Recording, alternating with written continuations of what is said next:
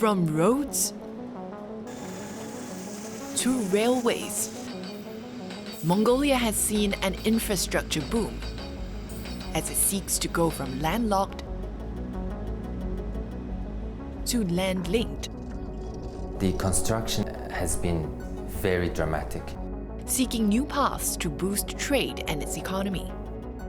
But has this come at a price? Is there concern about reliance on China? What impact has China's Belt and Road Initiative had on Mongolia and its people?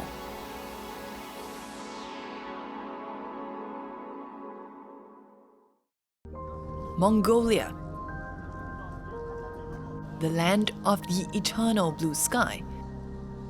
With a population of 3.3 million people and a vast land area of 1.6 million square kilometers, it's the most sparsely populated country in the world, and one of the world's largest landlocked countries, sandwiched between two juggernaut neighbors, Russia and China. That's where you'll normally find me. I'm Olivia Siong, CNA's China Correspondent. In the last few years, I've seen how China's global ambitions have come increasingly into focus, including over a foreign policy centerpiece launched a decade ago, which Chinese President Xi Jinping once hailed as his project of the century. 共建“一带一路”为世界经济增长开辟了新空间。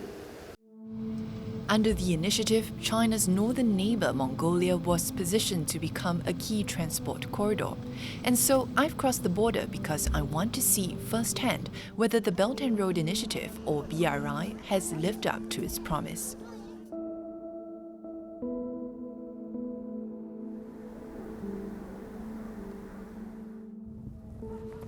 Well, we're now about 450 kilometers away from Mongolia's capital, Ulaanbaatar.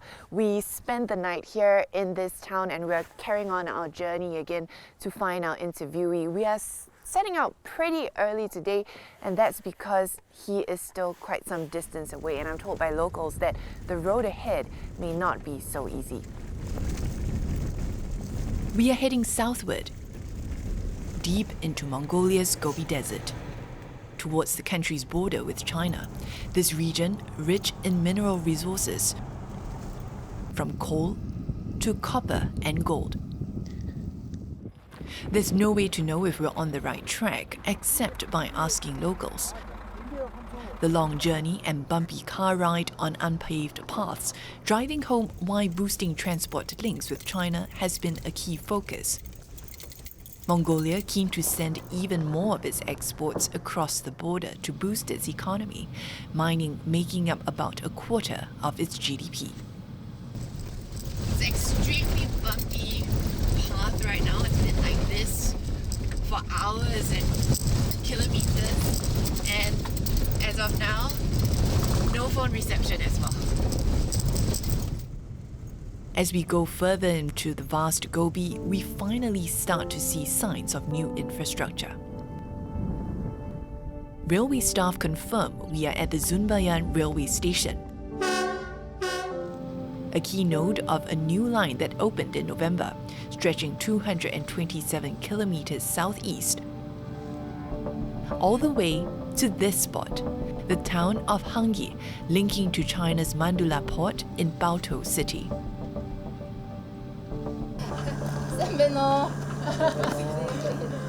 All this has meant opportunities for those like our interviewee, whom we finally meet after our long journey. 63-year-old Ulaanbaatar has been a driver for close to 3 decades, ferrying all kinds of goods around the country. But 2 years ago, he decided to make a shift, moving to Hangi to start transporting coal by truck across the border. Корона гараад хэлмэл хаагдаад бүх газар ажиллах болсон шүү дээ. Тэгэл одоо ганц ажилтай газар л энэ нүүрсэл одоо гарч байгаа. Тэгэл одоо яхад энд амьдрах эрхэнд л энд ирсэн. Тэ Mongolia гэл. Coal has been mostly transported by road, large trucks driving for hundreds of kilometers, navigating difficult, unpaved paths. A slow journey that we saw can also be dangerous.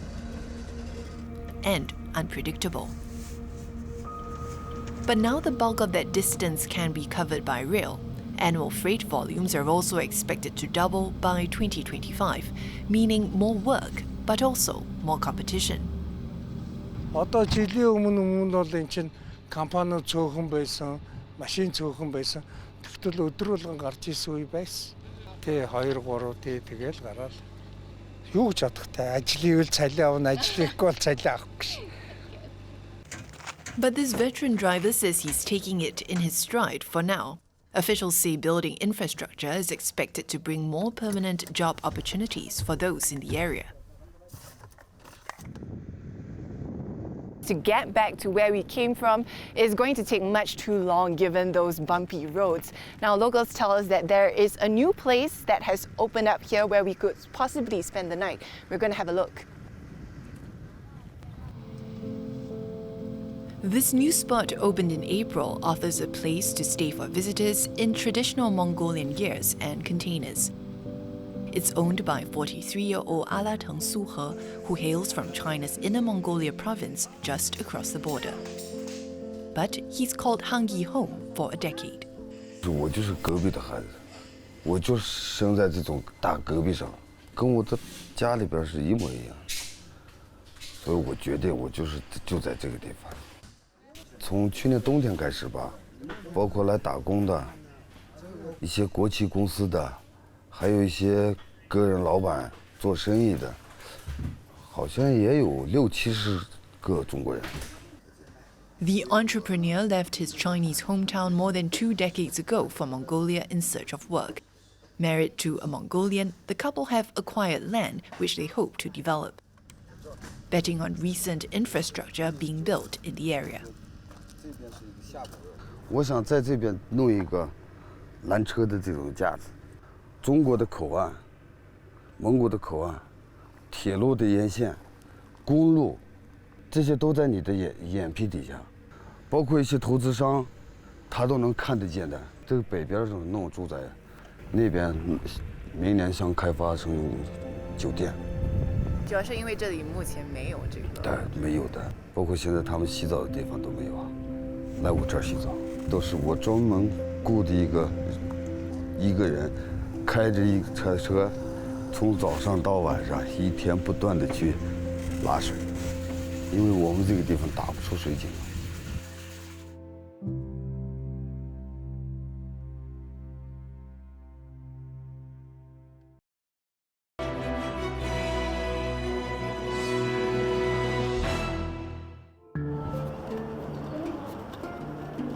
This is the famous Ulaanbaatar Square. In the heart of Mongolia's bustling capital, Ulaanbaatar. Just off it stands this statue of Venetian merchant Marco Polo, a symbol of historic trade routes like the ancient Silk Road, which Mongolia was part of. It's something the country is hoping to recreate with an infrastructure push to build railways and roads, also part of the Belt and Road Initiative, which China launched a decade ago. Policymakers has been debating this subject for almost 5-6 years.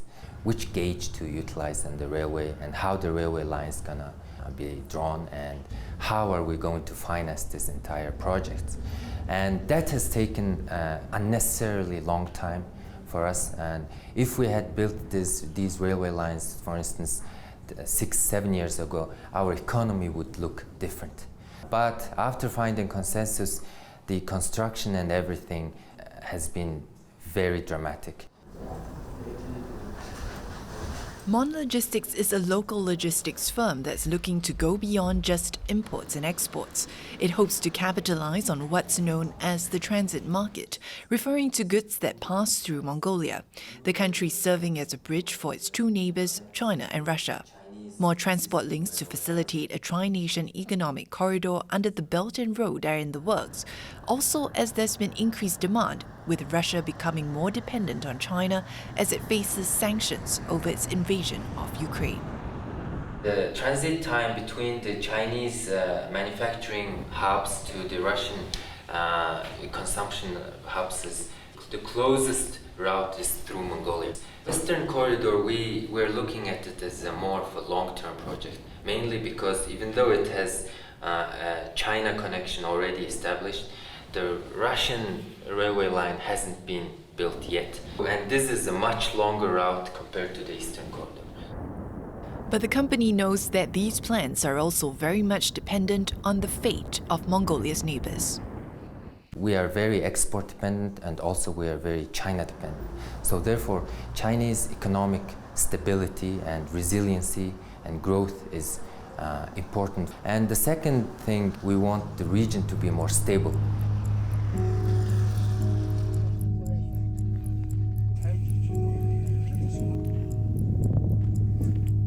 Another challenge to deal with is this. During our visit to the country's border with China, we saw long lines of trucks waiting to cross the checkpoint to deliver Mongolia's mining exports. Их олон очрууд бол энэ ч одоо 140-200-аад машин очрол зогсон шүү дээ. Зарим үед бол нэг 2 хоног хүлээн.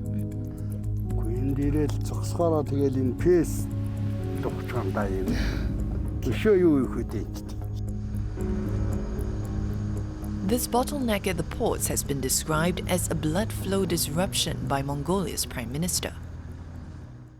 And this is the man put in charge of looking into the problem.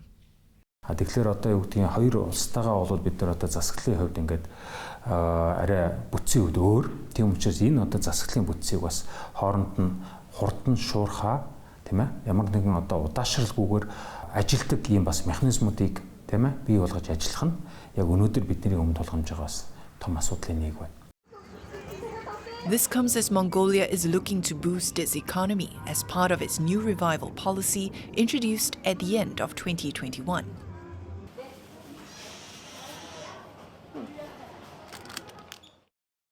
Well, it's certainly been interesting walking around the supermarket, seeing all these products from around the world being stocked here. But what's also been noteworthy are these items that I picked up. Have a look. Milk, rice, and more from Russia. Fresh fruit, strawberries and lemon from China. And it's not just the food. These products too, made in China as well. China has been Mongolia's largest trading partner for over a decade. With the Belt and Road, some reports suggest Mongolia is one of the countries at risk of a debt trap, something which China and Mongolia have refuted. Is there concern about reliance on China? Тэгэхээр энэ хамаарлыг одоо тэнцвүүлэхийн тулд Хятадтай ажиллаж байгаа ажиллагаа буулгах биш, бусад одоо улстай хийж байгаа худалдаагаа гэдэг юм уу нэмэгдүүлэх ийм л зорилтыг бид нар тавьж байгаа. However, during our time in Mongolia, while people we spoke to pointed out changes in infrastructure, many didn't seem too familiar with the Belt and Road initiative. No. One Mongolia expert says the lack of public awareness or discourse may point to the sensitivities of bilateral relations. The border is often seen as leverage by the regime in Beijing to hold over Mongolia. And that was reinforced during COVID. In the 2000s, we had a visit by the Dalai Lama. The Chinese government closed the border. So the border is seen as a pinch point, a problematic piece. So I don't think the government is really eager to talk about the border. The railroads are challenging because of the gauge issue, the broad narrow gauge, and the link to the Russian railroads for the Mongolian railways. And they probably have resisted Chinese wishes to switch gauge and to get more involved in that railroad piece. That's a little bit different with a pipeline now, that natural gas pipeline from Siberia through presumably Mongolia into China. That is getting more talk from the government. Maybe because it's new, maybe because it's seen as a different kind of economic activity and opportunity in a way that the problematic pieces about the border or the railroads aren't.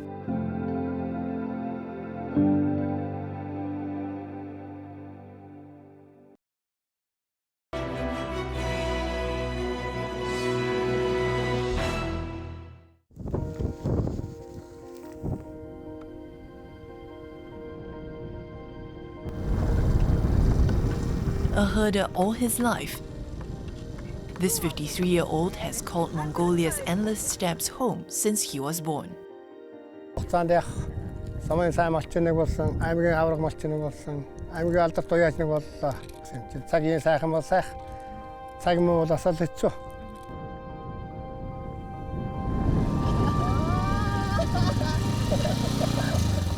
As the veteran offers to let me join him on his trip to herd his goats, the vast landscape is striking. But the pasture is shrinking for his 1,000 livestock, which include horses, cows, sheep, and camels. This as mining and human activity has increased, the traditional way of life only becoming more difficult.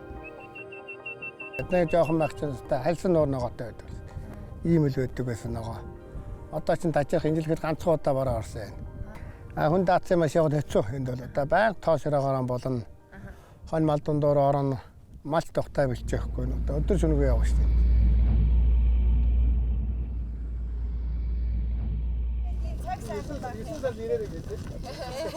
In spite of the challenges, he has not cut down on the number of livestock he rears, as this would mean not having enough to sustain daily life. Is this the meat that he raised? Yes, yes. Said that actually for us. Very good.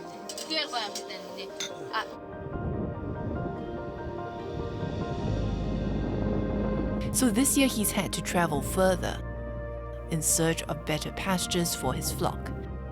That's on top of buying extra grass at times to supplement their feed, adding to his cost. But he's not about to give up this way of life anytime soon.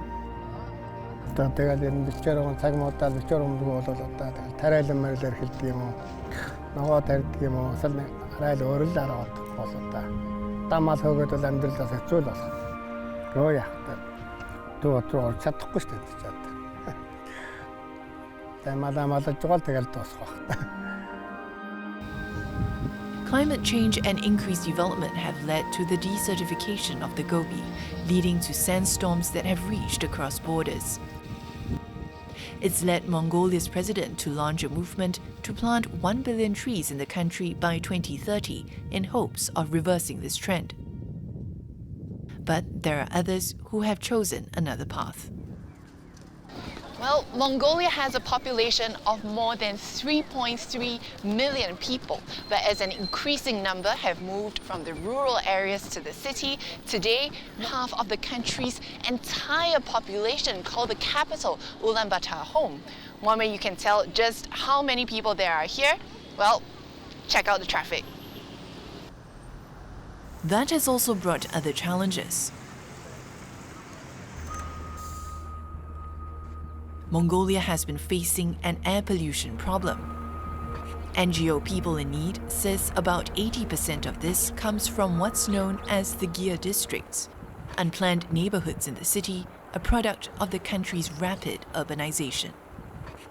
Meaning that 220,000 chimneys that are burning little less than 1 million tons of coal every winter. The result is that UB is a city with one of the worst, if not the worst, air pollution in the world. Most gears in Mongolia, they are manufactured in a similar way in fashion and size. So there is an opportunity to craft or develop a product that fits them all.